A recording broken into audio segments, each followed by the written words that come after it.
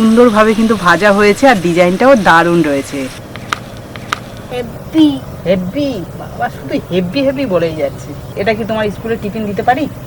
নমস্কার বন্ধুরা, আমি সাবিত্রী। আজকে আমার রান্নাঘরে চলে এলাম দারুণ একটা টিফিন রেসিপি শেয়ার করতে, যে টিফিনটা বাচ্চা থেকে বড় সবারই ভীষণ পছন্দ হবে। বিশেষ করে তো বাচ্চাদের স্কুলের টিফিন হিসাবে এটা একদম পারফেক্ট টিফিন, কারণ যেমন সহজে বানানো যায় তেমনই কিন্তু খুব সুস্বাদু হয় আর বাচ্চাদের পেটও ভরে যায়। আপনারা শুরু থেকে শেষ অবধি ভিডিওটা দেখবেন। আশা করছি সম্পূর্ণ ভিডিওটা দেখার পর আপনারাও সহজে বানিয়ে খেতে পারবেন।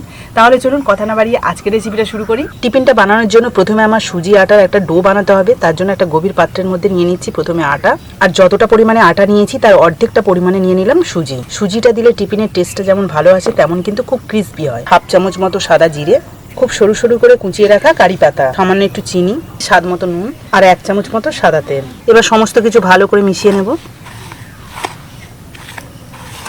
এর মধ্যে যেহেতু সুজি আছে তার জন্য কিন্তু একটু নরম করে মাখবো, কারণ সুজিটা আস্তে আস্তে কিন্তু অনেকটাই জল টেনে নেবে।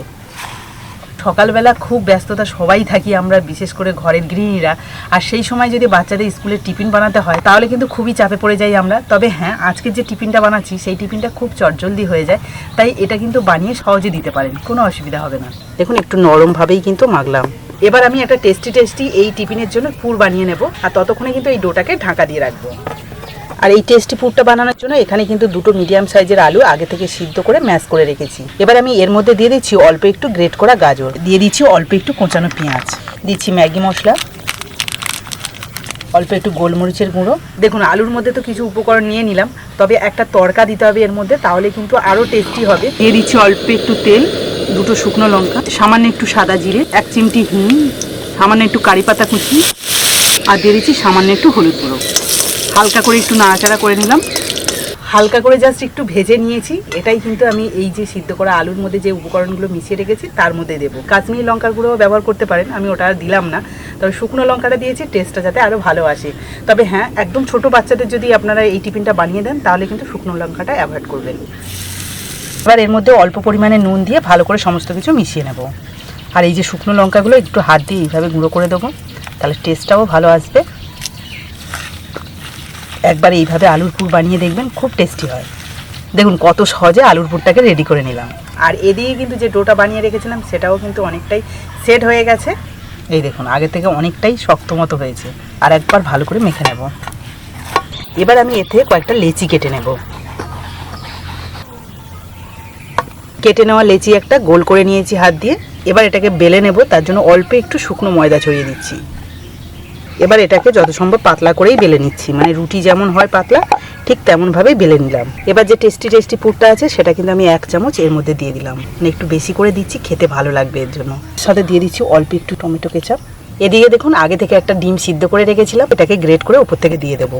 এটা চিজের মতো মনে হবে, আপনারা চাইলে কিন্তু চিজও দিতে পারেন। কি দারুণ লাগছে দেখুন, শুধু বেশি ডিম লাগবে না, একটা ডিম হলে অনেকগুলোতে দেওয়া যাবে। এবার কিন্তু আমি এটাকে মুড়ে নেব। এই দেখুন, আপনাদের এখানে অনেকেরই মনে হতে পারে যে এই জায়গাটা ভালো করে না সিল করলে বেরিয়ে যেতে পারে, কিন্তু বেরোবে না। কারণটা কি জানেন তো?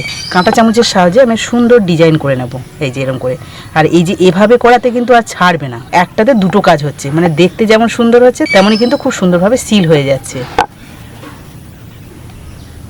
অল্প করে এইভাবে কেটে নেব, মানে একটু ছোট করে নিচ্ছি। কি সুন্দর দেখতে লাগছে দেখুন। আর বাচ্চাদের যদি এরকম সুন্দর একটা টিফিন দেওয়া হয় ওরা কিন্তু খুব মজা করে খাবে। তো বন্ধুরা দেখুন সবগুলো টিফিনে শেপ দিয়ে দিয়েছি, আর দেখতে তো অপূর্ব লাগছে। আর এটা দেখে কুট্টুসের এত ভালো লেগেছে যে বাড়িতে আর থাকতে পারেনি, তাই তো চলে এসছে। ভালো লাগছে দেখতে কুট্টু?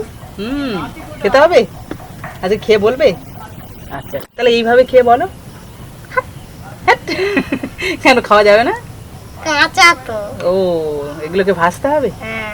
এবার একটা ফ্রাই প্যান গ্যাসের উপর বসিয়ে দিয়েছি, অল্প একটু তেল দিয়ে দেবো। আপনারা চাইলে এগুলোকে কিন্তু ঘি বা বাটারেও ভেজে নিতে পারেন। দেখুন বড় জায়গা বলে বেশ অনেকগুলোই দিয়ে দিলাম। 1 মিনিট মতো এক পিঠ ভেজে নিয়েছি একদম লো আঁচে। এবার কিন্তু এগুলোকে উল্টে দেবো। এই দেখুন এই পিঠটা কি সুন্দর ভাজা হয়েছে।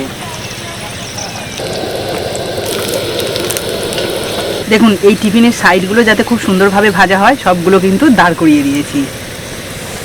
এই দেখুন সাইডগুলো কি সুন্দর ভাজা হয়েছে।